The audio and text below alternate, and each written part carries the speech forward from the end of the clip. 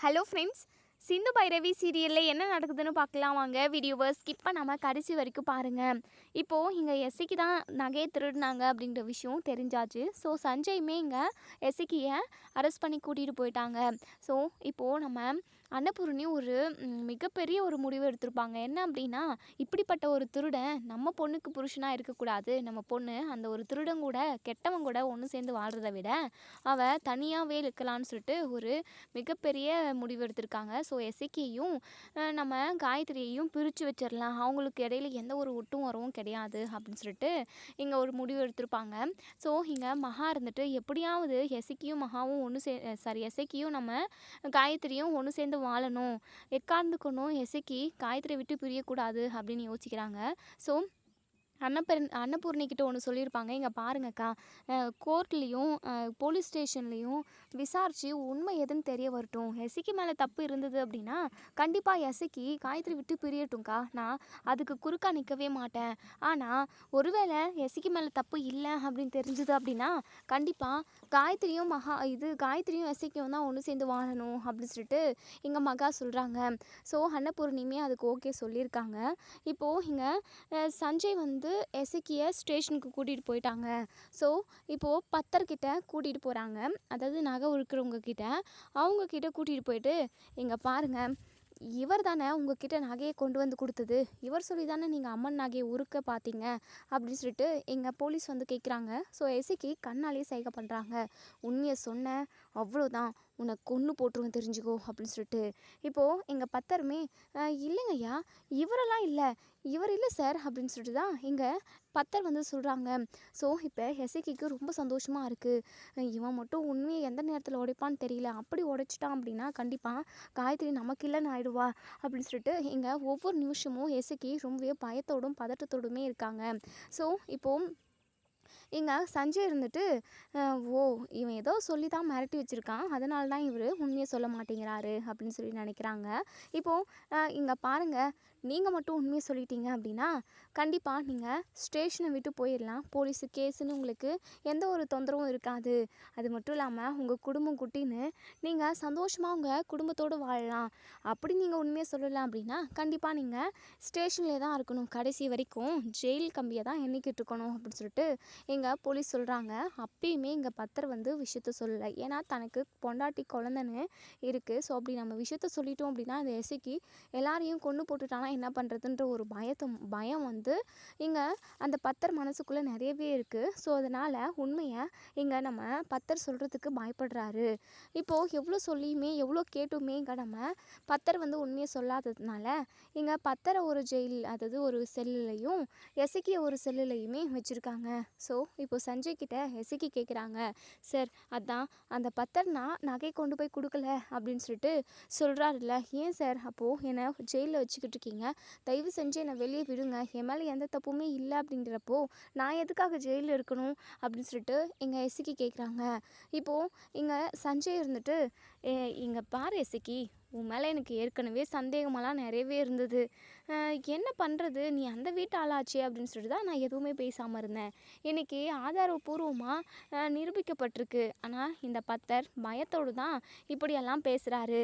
அவர்கிட்டருந்து உண்மையை எப்படி வர வைக்கணும்னு எனக்கு தெரியும். நீ போய் ஜெயிலில் உட்கார்ற வழியை பாரு, சும்மா எனக்கு பாடம் இருக்கிற வேலைலாம் வேண்டாம் அப்படின்னு சொல்லிட்டு இப்போது தனியாக பத்தர்கிட்ட போயிட்டு நம்ம சஞ்சய் ஃபோனில் இருக்க நம்ம பத்தரோட ஒய்ஃபை காட்டுறாங்க. ஸோ அவங்கள காட்டி தான் இப்போது இது உங்கள் ஒய்ஃப் தானே அப்படின்னு சொல்லிட்டு, ஆமாம் சார் அப்படின்னு சொல்கிறாங்க. உங்கள் ஒய்ஃபே எல்லா விஷயத்தையுமே எல்லா உண்மையுமே சொல்லிட்டாங்க, அதுக்கப்புறமும் நீங்கள் மறைச்சி வச்சு ஒரு பிரயோஜனமும் இல்லை. இப்போது எல்லா விஷயமும் தெரிஞ்சு போச்சு, இதுக்கப்புறமும் நீங்கள் எதுக்காக உண்மையை மறைக்கணும்னு நினைக்கிறீங்க, தெரிஞ்சிருச்சா, என் ஒய்ஃப் எல்லாமே சொல்லிட்டாளா அப்படின்னு சொல்லிட்டு இங்கே பத்தர் பயங்கர அதிர்ச்சியாக கேட்குறாங்க. ஆமாங்க, இங்கே பாருங்கள், தேவையில்லாமல் ரிஸ்க்கை எடுக்காமல் நீங்கள் உண்மையை சொல்லிவிட்டு வெளியே போகிற வழியை பாருங்கள், அந்த எஸ்ஐக்கியால் உங்களுக்கு எந்த ஒரு ஆபத்தும் வராது, நாங்கள் பார்த்துக்குறோம் அப்படின்னு சொல்லிட்டு சஞ்சய் சொன்னதுக்கப்புறம் உண்மையை ஒத்துக்கிறாங்க. அந்த எஸ்ஐக்கி சார் தான் என்கிட்ட 1 லட்சம் பணத்தை கொடுத்து நகையை உருக்க சொன்னாங்கன்ற விஷயத்த எங்கள் பத்தர் வாக்கு மூலமாக கொடுத்துட்றாங்க. ஸோ இப்போது அந்த பத்தரையுமே வெளியே விட்டுடுறாங்க. ஸோ பத்தர்கிட்ட சொல்கிறாங்க, அடிக்கடிக்கு நாங்கள் விசாரிக்கிறதுக்காக உங்களை கூப்பிடுவோம், நீங்கள் அந்த சமயத்தில் மட்டும் வந்தீங்க அப்படின்னா அது போதும் அப்படின்ற மாதிரி சொல்லுவாங்க. ஸோ இப்போது பத்தருமே அங்கேருந்து போயிடுறாங்க. இப்போது எஸ்ஐகி கிட்ட போயிட்டு நம்ம சஞ்சய் இருந்துட்டு, நீ தான் நகையை திருடுனன்ற விஷயம் இப்போது கன்ஃபார்ம் ஆயிடுச்சு, இதுக்கப்புறமும் உன்னால் இன்னுமே பண்ண முடியாது, இங்கே பாரு தம்பி எல்லா ஆதாரமும் இருக்குது, இந்த பத்தருமே நீ தான் நகையை கொண்டு வந்து கொடுத்தன்ற விஷயத்தையுமே சொல்லிவிட்டு அவர் பாட்டு கிளம்பி போயிட்டாரு, இதுக்கப்புறம் நீ தான் இதுக்கான தண்டனை அனுபவிக்கணும், அன்னபூர்ணி ஆண்டியுமே உன்னை ஜென்மத்துக்கும் வெளியே விடவே கூடாது அப்படின்னு சொல்லியிருக்காங்க, கண்டிப்பாக நீ ஜெயிலை விட்டு போகிறதுக்கு ரொம்ப வருஷம் ஆகும்னு நினைக்கிறேன் அப்படின்னு சொல்லிட்டு இங்கே சஞ்சய் வந்து சொல்கிறாங்க. இதை கேட்ட இங்கே எஸ்ஐக்கு பயங்கரமாக ஷாக்காகி போய் நிற்கிறாங்க. போச்சு நம்ம வாழ்க்கையே போச்சு, ச்சே சிந்துவை வீட்டை விட்டு துரத்தலான்னு பார்த்தா நம்மளை அவள் வீட்டை விட்டு துரத்தி காயத்ரி கிட்ட இருந்தும் ஒரே அடியாக பிரிச்சுருவா போலே அப்படின்னு சொல்லிட்டு இங்கே அதை நினச்சி ரொம்பவே வருத்தப்பட்டுக்கிட்டு இருக்காங்க எஸ்ஐக்கு. ஸோ இன்னொரு சைடு இங்கே பைரவிக்கு விஷயத்த கால் பண்ணி சஞ்சய் சொல்கிறாங்க. ஸோ சஞ்சய்க்கு சொன்னதுமே நம்ம பைரவியுமே எங்களுக்கு நல்லாவே தெரிய வந்துருச்சு, அவன் தான் நகையை திருடினான்னு சொல்லிட்டு, இதுக்கப்புறமும் அவன் கூட காயத்ரி ஒன்று சேர்ந்து வாழவே கூடாது சஞ்சய், இதுக்கான முடிவு என்னவோ அதை நாங்கள் பார்க்குறோம், நீங்கள் அந்த எஸ்ஐக்கே வெளியவே விட்டுறாதீங்க, தப்பு செஞ்சதுக்கான தண்டனையை அவன் அனுபவிச்சே ஆகணும் அப்படின்னு சொல்லிட்டு சொல்கிறாங்க. ஸோ இப்போது நம்ம பைரவி அன்னபூர்ணி கிட்ட போய் சொல்லவும் அன்னபூர்ணி பயங்கரமாக கோவப்படுறாங்க மகா மேலே.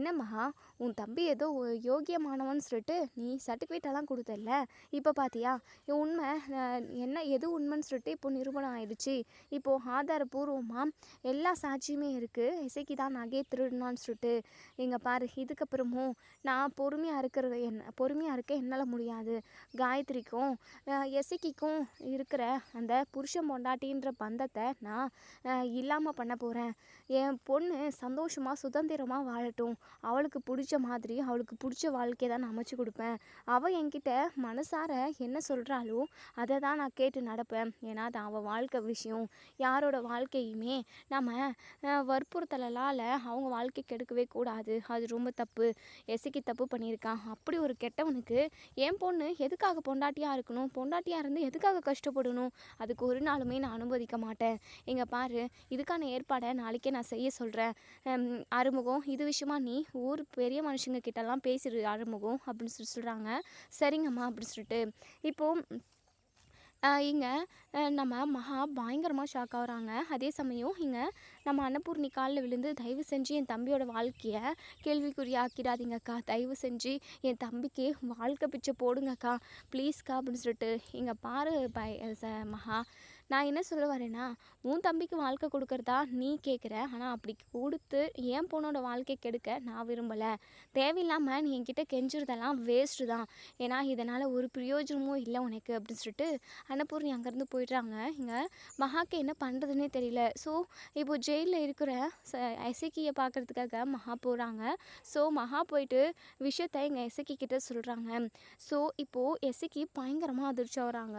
என்னக்கா இப்படி ஆகிப்போச்சு, டே எசக்கி கண்டிப்பாக அந்த சிந்துவை நான் சும்மாவே விட மாட்டேன்டா, இன்றைக்கி நமக்கு இப்படி ஒரு சுச்சுவேஷனை ஏற்படுத்தி கொடுத்துருக்கால, கண்டிப்பாக இதுக்கெல்லாம் சேர்த்து அவள் அனுபவிப்பா, நான் அவளை சும்மா விட மாட்டேன் இசக்கி, அக்கா அதை விடுங்கக்கா, இப்போது காயத்ரிக்கும் எனக்கும் எந்த ஒரு ஒட்டும் உறவும் இல்லைன்னு சொல்லிட்டு அன்னபூர்ணி அக்கா எங்கள் 2 பேரையும் பிரிக்க நினைக்கிறாங்களே, இதுக்கு எந்த வழியுமே இல்லையா, நானும் காயத்ரியும் ஒன்று சேர்ந்து வாழவே முடியாதா, காயத்ரி மனசில் கொஞ்சம் கொஞ்சமாக இடம் பிடிச்சி அவள் மனசை மாற்றி அவளும் நானும் ஒன்று சேர்ந்து சந்தோஷமாக வாழணும்னு சொல்லிட்டு எவ்வளோ கனவுகளோடு இருந்தேன், ஆனால் எல்லாமே வீண் வேஸ்ட்டாக போயிடுச்சேக்கா அப்படின்னு சொல்லிட்டு எசக்கி பயங்கரமாக அழுகுறாங்க. எங்கள் எஸ்சிக்கு இப்படி அழுகுறாங்க இல்லையா, தன்னோட வாழ்க்கை போகுதேன்னு சொல்லிட்டு மட்டும் எவ்வளோ ஒரு கவலையாக இருக்குது. அதே சமயம் இங்கே எஸ்சிக்கு தான் தப்பு பண்ணுது, எஸ்சிக்கு தான் நீங்கள் நகையை திருடுனது, இப்போது இங்கே எஸ்சிக்கு மாட்டிக்கிட்டதுனால மகா எஸ்சிக்காக நம்ம அன்னபூர்ணி கிட்ட எப்படியெல்லாம் கெஞ்சி கதறினாங்க, என் தம்பி வாழ்க்கையே போயிடும் அப்படி இப்படின்னு எப்படியெல்லாம் துடிச்சாங்க, தப்பு பண்ணது அவர் தானே, தப்பு பண்ணதுக்கான தண்டனையை அனுபவிச்சு தானே ஆகணும், தப்பே பண்ணாத சிந்து போலீஸ்கிட்ட அடி வாங்கி எல்லாரும் முன்னாடியே அவமானப்பட்டு நின்னாங்க இல்லையா, அப்போது அப்போது சிந்துக்கு எவ்வளோ ஒரு வருத்தமாக இருந்திருக்கும். தப்பே பண்ணல, அவங்க தண்டனை அனுபவிச்சாங்க. அப்படி இருக்கிறப்போ இவங்களுக்கு மட்டும் ஒரு நியாயம், மற்றவங்களுக்கு ஒரு நியாயன்ற மாதிரி தான் மகா தன்னோட தம்பிக்கு ஒன்றுன்னு உடனே எப்படியெல்லாம் துடி துடின்னு துடிச்சாங்க. இன்னைக்கு தப்பு பண்ணால் அதுக்கான தண்டனை அனுபவிச்சு தான் ஆகணுன்ற ஒரு இதை புரிஞ்சுக்கிட்டு இருந்திருப்பாங்க கண்டிப்பாக. இங்கே மகா கண்டிப்பாக அவங்களாம் திருந்த கூட மாட்டாங்கன்னு தான் சொல்லணும். இன்னும் சிந்துவை காயப்படுத்தணும், அவங்கள வீட்டை விட்டு துரத்தணும்னு சொல்லிட்டு தான் மகா பிளான் பண்ணுவாங்களே தவிர அவங்க ஒரு நாளும் செஞ்ச தப்பை உணரவே மாட்டாங்கன்னு தான் சொல்லணும். இப்போது இங்கே மகா எப்படியாவது காயத்ரி கூட எசிக்கு சேர்த்து வைக்கணும், அன்னபூர்ணி அக்கா எடுத்த முடிவை நம்ம துளாக முறியடிக்கணும், என்ன பண்ணலாம் அப்படின்னு சொல்லிட்டு பயங்கரமாக யோசிக்கிறாங்க. ஸோ மறுநாள் காலையில் ஊரில் உள்ள எல்லாருமே ஒட்டுமொத்த பேருமே கூட்டம் கூடிடுறாங்க. நம்ம அன்னபூர்ணியுமே எங்கள் ஊர் தலைவர்கிட்ட சொல்கிறாங்க, என் பொண்ணோட புருஷன் சரியில்லாதவன், என் பொண்ணுக்கு விருப்பமே இல்லாமல் தான் அவளுக்கும் அந்த எசக்கிக்கும் கல்யாணம் நடந்துச்சு. அது மட்டும் இல்லாமல் அம்மனோட நகையை திருடி சிந்து மேலே பழிய போட்டு அவன் நல்லவன் மாதிரி இத்தனை நாளாக நடிச்சுக்கிட்டு இருந்திருக்கான். இப்படிப்பட்ட ஒரு கேடுகட்ட திருட என் பொண்ணுக்கு புருஷனாக இருக்கக்கூடாது, என் பொண்ணு பிடிச்ச மாதிரி அவள் சுதந்திரமாக அவள் வாழ்க்கையை வாழணும் அப்படின்ற மாதிரி எங்கள் தலைவர்கிட்ட சொல்லிக்கிட்டு இருக்காங்க. ஸோ அவங்களுமே சரிங்க அன்னபூரணி அம்மா, இந்த ஊரில் நீங்கள் எடுக்கிறது தான் முடிவு. எப்பவுமே நீங்கள் ஊருக்காக இருக்கட்டும், உங்கள் வீட்டுக்காக இருக்கட்டும், எல்லாருக்குமே ஒரே நியாயமாக தான் நீங்கள் தீர்ப்பு சொல்லுவீங்க. அப்படி இருக்கிறப்போ நீங்களே எந்த முடிவு எடுத்தாலும் நாங்கள் எல்லாருமே ஒத்துக்கிறோம். அது மட்டும் இல்லாமல் சம்மந்தப்பட்ட 2 பேரையுமே நம்ம நிற்க வச்சு கேட்கணும் இல்லையா அப்படின்னு சொல்லிட்டு இங்கே ஊர் பெரிய மனுஷங்க வந்து சொல்கிறாங்க. சரிங்க ஐயா, நீங்கள் கேளுங்க, ஆனால் என்னுடைய பொண்ணு விருப்பம் என்னவோ அதுதான் நடக்கணும். ஏன்னா தப்பு பண்ணவன் எசக்கி, பாதிக்கப்பட்டது என் பொண்ணு. அதனால் என் பொண்ணு என்ன முடிவெடுக்கிறாளோ அதுதான். என் பொண்ணை கூட நாங்கள் யாரும் கட்டாயப்படுத்த மாட்டோம். ஆனால் என் பொண்ணு அவன் மனசுக்கு என்ன தோணுதோ அதை அவளே சொல்லுவா அப்படின்ற மாதிரி சொல்கிறாங்க. ஸோ எசக்கியுமே இங்கே சஞ்சய் வந்து ஊர் பஞ்சாயத்துக்கு கூட்டிகிட்டு வராங்க. இப்போது இங்கே எசக்கிக்கு வந்து காயத்ரியோட காலில் விழுந்து, அதாவது ஊரில் உள்ள அத்தனை பேர் முன்னாடியுமே எங்கள் காயத்ரி காலில் விழுந்து, இங்கே பாரு காயத்ரி, நீ தான் என் உலகம், ஏதோ தெரியாமல் நான் அதாவது தெரியாமன்னு கூட சொல்ல முடியாது, அது நான் தப்பே பண்ணவே இல்லை, அபாண்டமாக இந்த சிந்து தான் என் மேலே பழி போடுறா, அதாவது எனக்கு எதிராக எல்லா சாட்சியுமே அவன் திரட்டிட்டா. அப்படி இருக்கிறப்போ என்னால் என்னமே பண்ண முடியல. என்ன மாதிரி ஒரு புருஷன் கிடைக்கிறதுக்கு நீ ரொம்ப கொடுத்து வச்சிருக்கணும் காயத்ரி, தயவு செஞ்சு என்னை விட்டுட்டு போயிடாத காயத்ரி, உன்னை கையெழுத்து கும்பிடுறேன் ப்ளீஸ் காயத்ரி அப்படி சொல்லிட்டு இங்கே இந்த சரி நம்ம எசிக்கு வந்து காயத்ரி கிட்ட கெஞ்சுறாங்க. உடனே இங்கே நம்ம காயத்ரி சொல்கிறாங்க, உன்ன மாதிரி ஒரு கேடுகெட்ட புருஷன் அமைஞ்சதுக்கு நான் தான் போன ஜென்மத்தில் பாவம் பண்ணியிருக்கேன். இங்கே பாரு, உன்னை எனக்கு சுத்தமாக பிடிக்கவே இல்லை, ஏதோ என் அம்மாவுக்காக தான் நான் உன்னை கல்யாணம் பண்ணிக்கிட்டேன். இன்றைக்கி என் அம்மாவை என் பக்கம் நிற்கிறப்போ நான் எதுக்காக பிடிக்காத ஒருத்தவங்க கூட வாழணும்? அது மட்டும் இல்லாமல் நீ நல்லவனாக இருந்தால் கூட பரவாயில்லை, பொறுக்கி பையன், திருட்டு பையன், இந்த மாதிரி திருட்டு பையன் கூடலாம் என்னால் ஒன்று சேர்ந்து வாழ முடியாது அப்படின்னு சொல்லிட்டு சைகையாலே சொல்கிறாங்க. ஸோ இப்போது இங்கே உடனே இங்கே இது யாருக்கு எஸ்சிக்கு பயங்கரமாக கோவம் வருது. உடனே சிந்துக்கிட்ட வந்து, ஏய் உன்னால் தாண்டி என் வாழ்க்கை போச்சு, நீ மட்டும் எனக்கு எதிரான சாட்சிகளை திரட்டலை அப்படின்னா கண்டிப்பாக நான் இப்படி ஒரு நிலைமைக்கு ஆளாயிருக்க மாட்டேன். இன்றைக்கி எல்லாத்துக்குமே நீ தாண்டி காரணம், உன்னை நான் கொல்லாமல் விட மாட்டேன் அப்படின்னு சொல்லிட்டு இங்கே எஸ்சிக்கு வந்து பக்கத்தில் உள்ள ஒரு கட்டையை எடுத்து நம்ம சிந்துவை அடிக்க வராங்க. உடனே இங்கே நம்ம சிந்து உடம்புல அம்மன் புகுந்து, டேய் யாரட அடிக்க வந்த அப்படின்னு சொல்லிட்டு ஒரு ஆக்ரோஷமான ஒரு குரல். உடனே இங்கே எஸ்சிக்கியும் அப்படியே ஒரு மாதிரி திகச்சு போய் நின்றுடுறாங்க. அடிக்க வந்த கட்டையை கூட அடிக்கவே இல்லை, அப்படியே கீழே அவங்க கையை, அதாவது அவங்களோட நினைவை மீறி அதுக்கு, அதாவது அவங்களுக்கே தெரியாமல் அந்த கட்டை கீழே விழுந்துருது. அப்படியே பயத்தில் உறைஞ்சி போய் நிற்கிறாங்க. உடனே இங்கே நம்ம சிந்து அம்மன் மாதிரி காட்சி அளிக்கிறாங்க. இங்கே எஸ்சிக்கு அங்கே உள்ள ஊர் பஞ்சாயத்தில் வந்திருக்கிற எல்லாருக்குமே பயங்கர ஒரு அதிர்ச்சியாக இருக்குது. யாரை பார்த்துட்டா எல்லாத்துக்கும் காரணம் நீ தான் அப்படின்னு சொல்ல வர, உன்னை நான் சும்மாவே விட மாட்டேன்டா, என்னுடைய நகை எல்லாத்தையுமே, எனக்கு சேர வேண்டிய நகை எல்லாத்தையுமே உருக்கி தங்க கட்டி ஆக்கி நீ அதை அனுபவிக்கலாம்னு நினச்சில்ல, உன்னை நான் சும்மாவே விட மாட்டேன்டா அப்படின்னு சொல்லிட்டு அவ்வளோ ஒரு ஆக்ரோஷமாக இங்கே நம்ம சிந்து அம்மன் ரூபத்தில், அதாவது சிந்து ரூபத்தில் அம்மன் வந்து காட்சி அளிக்கிறாங்க. அந்தளவுக்கு கோவமாக இங்கே நம்ம எஸ்சிக்கு கிட்ட பேசுகிறாங்க. ஸோ இங்கே அன்னபூர்ணி, மகா, ஆறுமுகம், நம்ம பைரவின்னு சொல்லிட்டு ஒட்டுமொத்த பேருமே பயங்கரமாக அதிர்ச்சி ஆகிப்போ நிற்கிறாங்க. இப்போது அங்கே வந்துள்ள பூசாரியுமே அந்த பஞ்சாயத்துக்கு வந்திருக்காங்க. ஸோ அந்த பூசாரி இருந்துட்டு, ஆத்தா, தப்பு பண்ணவங்க யாராக இருந்தாலும் நீ தான் ஆத்தா தண்டிக்கணும். தப்பு பண்ணுறவங்க யாருமே இந்த ஊரில் இருக்கவே கூடாது. அப்படியே மீறி தப்பு பண்ணிட்டாங்க அப்படின்னா அவங்கள திருந்தறதுக்கு கூடிய ஒரு சுச்சுவேஷனையுமே நீ தான் ஏற்படுத்தி கொடுக்கணும் ஆத்தா அப்படின்னு சொல்லிட்டு எங்கள் பூசாரி வந்து சொல்கிறாங்க. இந்த ஊரில் இது வரைக்கும் இப்படி ஒரு விஷயம் இது வரைக்குமே நடந்தது கிடையாது. இவன் என்னுடைய நகையவே எடுத்து என் புள்ள மேலேயே பழி போடுறான். இவனை நான் சும்மா விட மாட்டேன். அதாவது இந்த ஒரு தப்பை பண்ணவன் இனிமேல் இந்த ஊர்லேயே இருக்கக்கூடாது. இந்த ஊரை விட்டு எல்லாருமே ஒதுக்க வைங்க. இவன் அதாவது தப்பு பண்ணுறவங்க, ஏதோ தெரியாதனமாக தப்பு பண்ணுறவங்க வந்து ஒரு டைம் தண்டனை கொடுத்தோம் அப்படின்னா திருந்திடுவாங்க. ஆனால் இவனுக்கு எத்தனை டைம் நம்ம தண்டனை கொடுத்தாலும் திருந்தாத ஒரு ஜென்மம். டேய், உன்னை நான் எனக்கு இருக்கிற கோவத்துக்கு உன்னை நான் என்னுடைய வேலாலே குத்தி சாவடிச்சிருவேன் அப்படின்னு சொல்லிட்டு ஆக்ரோஷமாக ஒரு காலை தூக்கிக்கிட்டு ஒத்த கால் கீழே தரையில் வச்சுக்கிட்டு வேலை 2 கையால் ஓங்கி டேய் அப்படின்னு சொல்லிட்டு எசக்கியை வந்து அப்படியே நெஞ்சு மேலே அந்த வேலை வைக்கிறாங்க. ஸோ எசக்கி கீழே விழுந்து அப்படியே பயங்கரமாக பதட்டமாக பயத்தோடு பார்க்குறாங்க. அம்மா, என்னை மன்னிச்சிடு தாயே, நான் தான் நகை எல்லாமே திருடினேன், சிந்து திருடல. அபாண்டமாக சிந்து மேலே பழிய போட்டது நான் தான். இதுக்கான தண்டனை நீ என்ன கொடுத்தாலும் நான் வாங்கிக்கிறேன். ஆனால் என் உயிருக்கு மட்டும் எந்த ஆபத்தும் வந்துடக்கூடாது அப்படின்னு சொல்லிட்டு இங்கே பாருடா, இதுக்கப்புறம் அநியாயன்றது அதாவது நீ என்றைக்குமே பண்ணவே கூடாது. ஏதாவது அநியாயம் பண்ணி யாரையாவது கெடுக்கணும்னு நினச்சேன் அப்படின்னா உன்னை நான் எங்கே இருந்தாலும் வந்து உன்னை நான் கொன்று போட்டுருவேன்டா. தூண்லையும் இருப்போம், துரும்பிலையும் இருப்போம்டா. நான் எல்லா இடத்துலையும் எங்கே பார்த்தாலும் நான் தாண்டா இருப்பேன். தப்பு செய்யணுன்ற எண்ணம் உனக்குள்ள இனிமே ஒரு நொடி கூட வரக்கூடாது. என்னுடைய நகையை திருடி அபாண்டமாக என் பிள்ளை மேலே பழிய போட்டு என் பிள்ளைய ஊர் முன்னாடி அவமானப்படுத்தின நீ, அசிங்கப்படுத்தின நீ இனிமே இந்த ஊர் உலகத்திலே இருக்கக்கூடாது. உன்னுடைய வாழ்க்கை 4 செவத்துக்குள்ளே தான் இருக்கணும். எப்போவுமே நீ ஜெயில் தண்டனையை தாண்டா அனுபவிச்சுக்கிட்டு இருக்கணும். என்றைக்குமே நீ வெளியவே வரக்கூடாதுடா அப்படின்ற மாதிரி ஒரு தண்டனையை நம்ம அம்மன் வந்து எசக்கிக்கு கொடுக்குறாங்க. ஸோ கொஞ்ச நேரத்துலேயே அம்மன் மலையேறி போயிடுறாங்க. ஊர் தலைவருங்கள் எல்லாருமே ஆளாளுக்கு ஒவ்வொரு விதமாக பேச ஆரம்பிச்சிடுறாங்க. இப்படி வந்து என்றைக்குமே அம்மன் யாருக்குமே தண்டனையை கொடுத்தது கிடையாது. தப்பு செஞ்சால் கண்டிப்பாக அந்த கடவுள் அதுக்கான தண்டனையை கொடுத்துருவாங்க அப்படின்றத நம்ம எசக்கி மூலமாக தெரிஞ்சுக்கலாம். இந்த ஊரில் உள்ள யாருமே இனிமேல் தப்புன்ற பேச்சுக்கே இடம் இல்லை. யாரும் எந்த ஒரு தப்பையுமே செய்யக்கூடாது. அநியாயமாக யாரையுமே யார் மேலேயுமே பழி சுமத்தவே கூடாது அப்படின்றதையுமே ஊர் தலைவர் வந்து எல்லாருக்கிட்டையுமே சொல்லிக்கிறாங்க. ஸோ இனிமேல் இந்த ஊர் வந்து அதாவது நேர்மையான முறையில் மட்டும்தான் செயல்படணும். யாருமே எந்த ஒரு துரோகத்தையுமே செய்யக்கூடாது. அப்படி செஞ்சீங்க அப்படின்னா இன்னைக்கு எசக்கிக்கு என்ன நிலைமையோ அதை விட கொடூரமாக அந்த ஆத்தா நமக்கு தண்டனை கொடுத்துருவா. அம்மாடி சிந்து, ஊர் ரூபத்தில் தான்மா அடிக்கடிக்கு அந்த அம்மன் வந்து காட்சி அளிக்கிறா. நீ ரொம்ப கொடுத்து வச்சோம்மா, உனக்கு அந்த அம்மனோட அருள் எப்பவுமே இருக்குது அப்படின்னு சொல்லிட்டு ஊர் தலைவர்கள் எல்லாருமே சொல்கிறாங்க. அதே சமயம் எங்கள் ஊர் தலைவர் இருந்துட்டு அன்னபூரணிக்கிட்ட, இங்கே பாருமா, மனசுக்கு பிடிச்சவங்கள ஓடிப்போ கல்யாணம் பண்ணிக்கிறதுன்றது இப்போலாம் சர்வசாதாரணம் ஆகிடுப்போச்சு.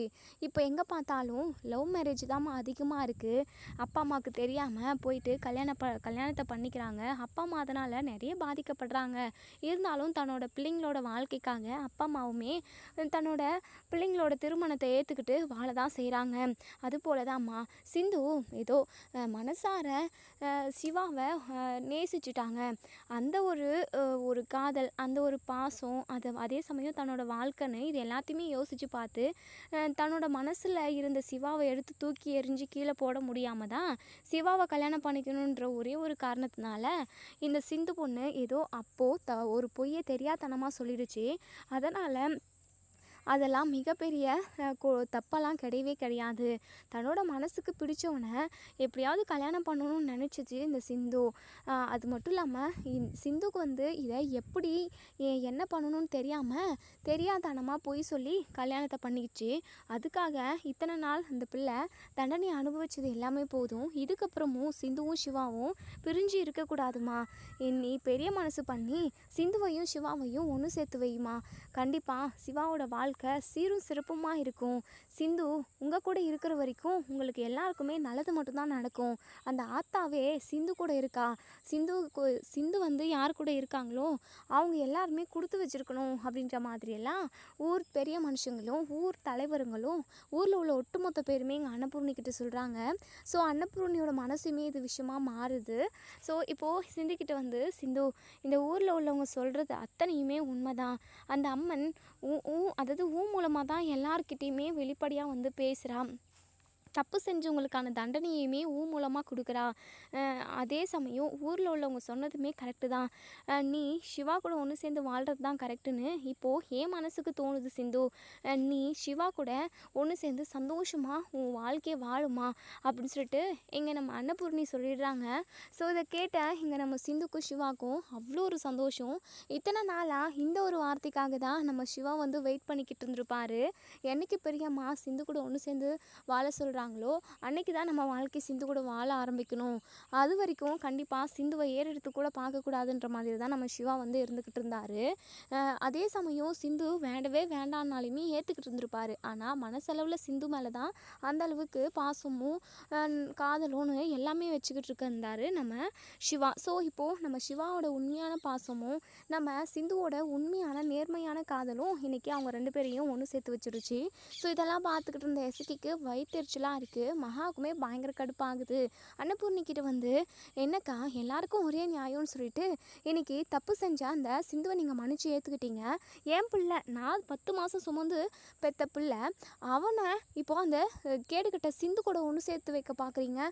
இதுக்கெல்லாம் நான் ஒத்துக்கவே மாட்டேன் அப்படின்னு சொல்லிட்டு இங்கே பாருங்கக்கா, இது என் தம்பிக்கு ஒரு நியாயம், இந்த சிந்துக்கு ஒரு நியாயமா? இதெல்லாம் என்னால் ஒத்துக்கவே முடியாது. கண்டிப்பாக இந்த சிந்துவும் சிவாவும் ஒன்று சேர்ந்து வாழவே கூடாது. என் பிள்ளைக்கு நான் ஒரு நல்ல வாழ்க்கையை அமைச்சு கொடுத்துக்கிறேங்க்கா. உங்கள் பொண்ணுக்கு எசக்கி செட் ஆனவும் கிடையாது. வேண்டவே வேண்டான்னு சொல்லிட்டு விட தானே இந்த பஞ்சாயத்தவே கூட்டினீங்க. அப்படி இருக்கிறப்போ என் பிள்ளைக்கு யார் செட் ஆனவங்க, யார் என் பிள்ளைக்கு கரெக்டாக அமைவாங்கன்றதை நான் பார்த்து என் பிள்ளைக்கு நான் கல்யாணத்தை பண்ணி வச்சுக்கிறேன். இங்கே பாருங்கள், என் பிள்ளை விஷயத்தில் நீங்கள் முடிவெடுக்காதீங்கக்கா அப்படின்னு சொல்லிட்டு எங்கள் மகா சொல்கிறாங்க. ஸோ இங்கே சிவா இருந்துட்டு, இங்கே பாருங்க தேவையில்லாமல் பெரியம்மாவை எதிர்த்து பேசுகிறவள வச்சுக்காதீங்க.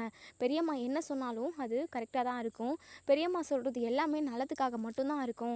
தனக்காக இருந்தாலும் வேறு யாருக்காக இருந்தாலும் ஒரே நியாயம்தான் அப்படின்ட்டு சொல்கிற என் பெரியம்மா ரொம்ப ரொம்ப நல்லவங்க.